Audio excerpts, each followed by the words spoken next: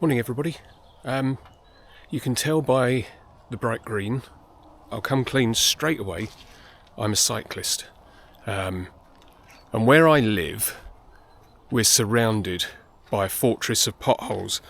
And a friend of mine said, why don't you take your bike somewhere else and ride where there isn't a fortress of potholes? He didn't use fortress of potholes, he doesn't sound stupid like me. Anyway, it's November the 9th, and it kind of gave me an idea of a ride. What he didn't advise me to do was bring my gloves, and it's 7.5 degrees as I make this. So I've driven to a village called Old Weston, and Old Weston is in Northamptonshire. And I've just realised I'm wobbling around. As you're watching this, you're probably getting seasick. Maybe I should stand still. And Northamptonshire, once upon a time, was riddled with airfields. It still is to a large degree, but these were RAF airfields. And I thought I might ride around and have a look at some, as it is Armistice Day, so I thought it might be relevant. So we'll see how we go. So it seemed logical to me, if I was in Old Weston, that the first place I would visit is RAF Molesworth. Now, I look up most of these airports when I'm sat idly looking at Google Earth and Google Maps, and I can see clearly runways dotted all over the place. Molesworth is slightly different. There aren't any runways. I'm not really going to go into what I think this base is for various reasons. But as you can see, it wasn't the most exciting thing. I mean, it was half a mile from Old Weston, and this is all you can see without loitering around. And I didn't particularly want to loiter around with a camera outside of a US airbase. And then I got sidetracked immediately. I decided to head over to RAF Glatton, but as you can see, I got sidetracked by Home Point, or Home Post, which is the lowest point in Britain, certainly in Britain, maybe even the UK. It's around 6 or 8 feet below sea level and is going down year by year. I thought I'd share some of the video taken from my bike camera. And Northamptonshire isn't the most exciting place to live. I don't suppose it's high on the list of many people when they're thinking about places to retire to. But sometimes you can lose sight of what's on your doorstep, and watching this video back made me realise just how lucky I am. Of course, what I don't realise, and I do refer to this in a little while, what I don't realise is that as you're riding to the lowest place in the UK, everything is downhill. This road goes through some absolutely glorious villages, none of which I managed to record. I did have to stop in a village called, I believe it's Gidding, though it's got a lovely, lovely corner shop. Because one thing you might notice, the eagle-eyed of you might notice later on in the video, that I also, after forgetting my gloves, forgot my drink. So I had to stop and buy a bottle of Lucozade. And I looked like a right royal plonker for the rest of the ride with a bottle of Lucozade in my bottle holder. So you take that fairly innocuous looking right-hand turn, you cross the East Coast main line, and you are in Home Fen. Right, we've come to Home Fen, and it's the lowest place in the UK. So I know I said I was going to go around a couple of airfields, but I thought I would take a little detour because this place interests me. So this is the point where we are at the lowest point in the UK. I believe it's, I don't know, is it Pete Boggs? I don't know whether you can read that. I don't know whether the camera will pick it up. That says 1860, and then we come down and we get to 1870, 1875 and 1892, and this is where we are today. So all of this land used to be up there somewhere, and now we're all the way down here. So I thought it was an interesting stop. Now I'm going to go and try and find a Spitfire memorial. I believe it's sort of just up the road up there. This road, when, I don't know if I can put some footage in from my bike camera, but this road used to be hellish to ride along, and now it's tarmacked, which is a pleasant surprise.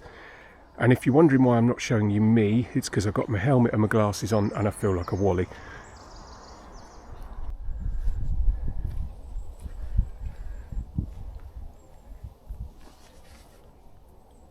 So this on Strava just says the Spitfire Memorial. But as it says here, I believe this is more particularly to one young man, Harold Edwin Penketh. Died in 1940, I assume, at the service of his country.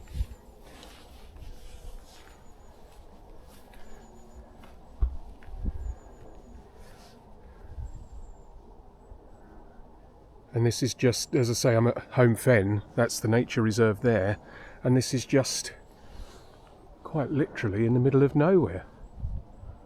I didn't know about this at all.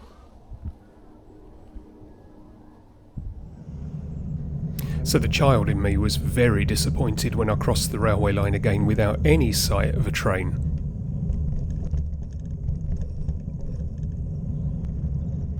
And then it really wasn't very far until you get to what is now known as Peterborough Business Airport. It's funny, I'm still really new to this and I'm still learning what I can and cannot do, and I stopped at the end of the runway and started videoing, and there was a plane idling at the side of the runway and he turned his engine off, and I was convinced that it was because of me, and I am sure it wasn't. So this is now known as Peterborough Business Airport, I believe. It's sat at the end of the runway. Quite an extensive runway. There is a memorial in a moment. We'll get some more information about the airport. There's obviously a chap just about to take off. There's something in there, an old American fighter in the aerodrome. I've never seen that open before. But yeah, this is now Peterborough Business Airport. So this one is still functioning. This is very much still an ongoing concern. As I say, we'll head down here and we'll have a look at the memorial and see exactly what went on in World War II. So I said I'd come down and look at the memorial for its RAF Glatton, which is now turned into Peterborough Business Airport. So this is the back of the memorial. 17,000 tonnes of bombs were dropped. 86 B-17 and 739 airmen were killed in the raids. You just can't imagine what it must have been like. That's the front of the memorial, so we've got the American flag and the Union Jack, as I say, Union flag. So it's still a huge American presence in this area. We've got Alconbury just down the road. We've got Molesworth, which is where I visited first off on the ride. Massive American contingent living and serving still in this area. Memorial here. That's interesting. So the water tower there is the only remaining building from the original Glatton airbase. Everything else is new. So I thought I would do a piece of camera. I said earlier on that I was too embarrassed to put myself on camera because I was wearing my helmet and my glasses. And then you stand by these monuments and you realise how many people lost their lives in terrifying circumstances trying to free the world from an evil dictator. And I'm worried about what you think of me wearing a fluorescent top and a cycling helmet. So I thought I'd man up in the least literal sense of the word. Of course, what I was going to say was I'm now faced with a struggle because, of course, visiting the lowest point in Britain means that wherever you go is uphill. So I've got 14 miles to get back to the car, probably entirely uphill. First world problem. Let's see how it goes. This bit kind of fell apart. I could have just taken this out, but I was going to go to RAF Polbrook, but there was a memorial service going on. There was a laying of some poppy wreaths, and I really felt like I shouldn't be there. That's the end of the video. Thank you for watching. I'm back in the car. Everything's safely locked up, and I'm going to head home.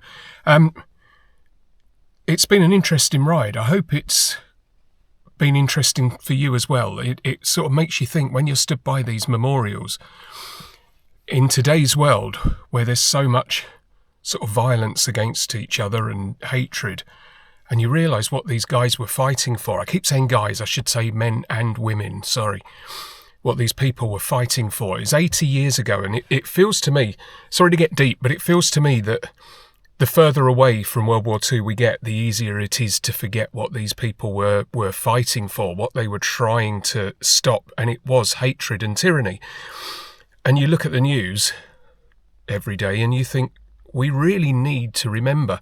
So if my video's done anything, again, forgive me for getting really deep. It's not my place really to do so, but you can't help but think we've got to remember. We've got to look back and remember what these people fought for and what it should teach us today to learn to be kind and respect each other more. So yeah, thank you for watching, he says with a smile on his face, hopefully.